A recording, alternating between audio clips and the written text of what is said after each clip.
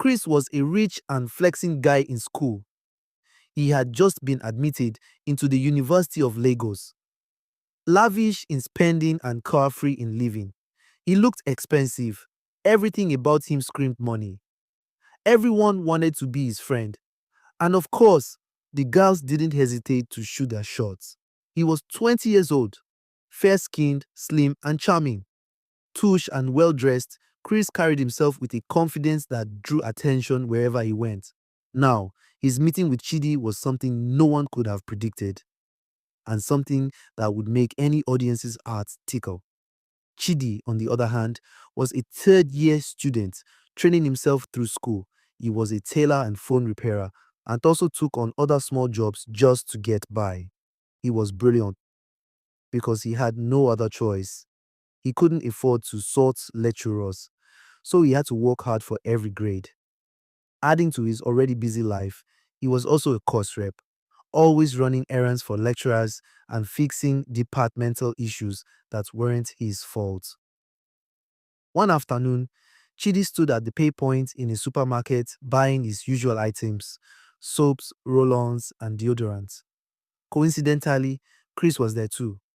Chris stretched his hand toward a roll of perfume on the top shelf but couldn't reach it. He awkwardly glanced around and caught Chidi's eyes. Chidi noticed, sighed quietly, and decided to help.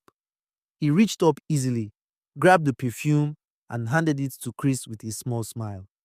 Chris muttered, "Thanks," and walked away immediately, as though it didn't mean anything. Chidi stood there blinking, feeling like a foolish hero. "Ungrateful little brat," he said in his mind. After paying, Chidi stepped outside and spotted Chris putting his shopping bags in the trunk of his car. The sun was merciless, and the school was far. I should pass by him.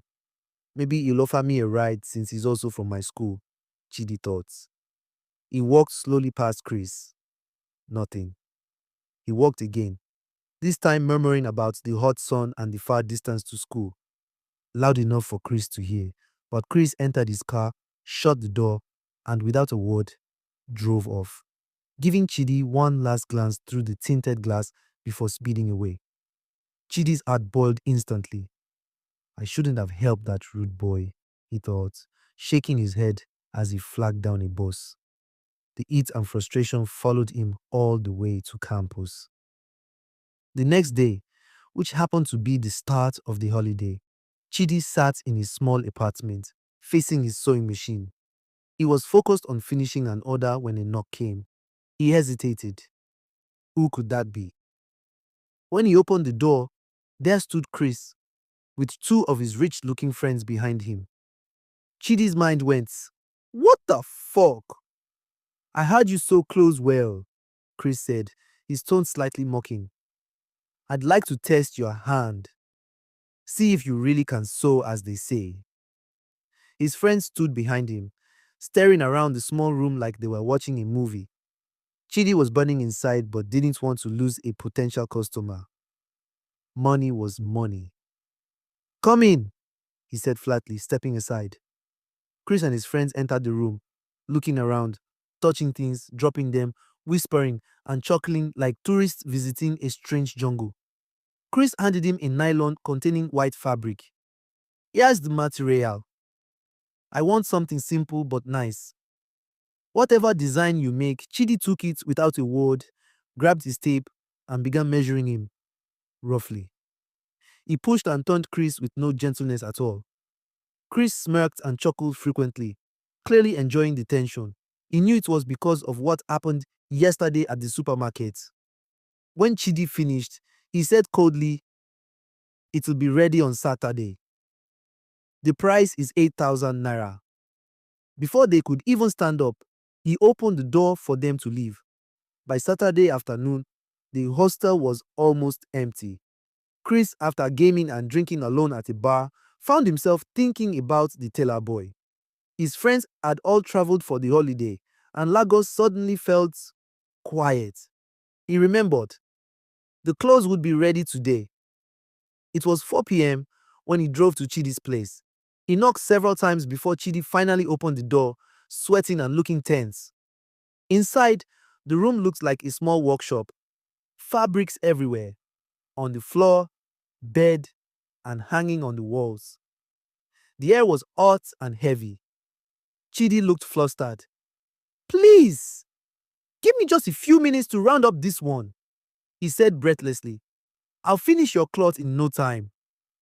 Chris expected some arrogance or attitude, but instead, Chidi was humble, tired, but sincere. Chris stepped in quietly and sat down, watching as Chidi rushed back to his machine. The sewing machine hummed fast. Chidi's phone rang, and he almost dropped it, trying to pick up. The day isn't over yet. I'll bring it today, I promise, he said quickly. Another call came right after. Hello. Yes, I'm sorry about that. I'll be there by 7 p.m. to take the fabric and measure you saw. He ended the call and tossed the phone roughly onto the bed before continuing his sewing. Just then, another knock came. A group of men entered, and Chidi stood to hand them their finished clothes, speaking to each one politely despite his obvious fatigue. Chris watched quietly how everyone called orders at him, how he never raised his voice back, how his shirt was soaked with sweat, and how his face, despite the stress, still carried focus and pride. It was like watching a workshop full of people, except there was only one exhausted, determined worker. Chris didn't want to look like he pitied Chidi, so he said casually, You shouldn't hurry so much with my clothes. I don't need it soon. Sure. He expected Chidi to say something like, Don't worry, I'm almost through. But instead, Chidi simply tossed Chris's clothes aside and continued with another one.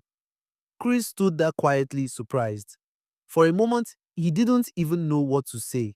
He just watched Chidi work, the way his hands moved fast on the machine, how focused he looked despite the heat, the noise, and the constant interruptions. He felt something. Maybe it was guilt, maybe pity. He didn't know, but the feeling stayed with him even after he left that night. On his way home, he couldn't stop thinking about Chidi. The image of the tired boy, sweating and rushing to meet deadlines, wouldn't leave his mind.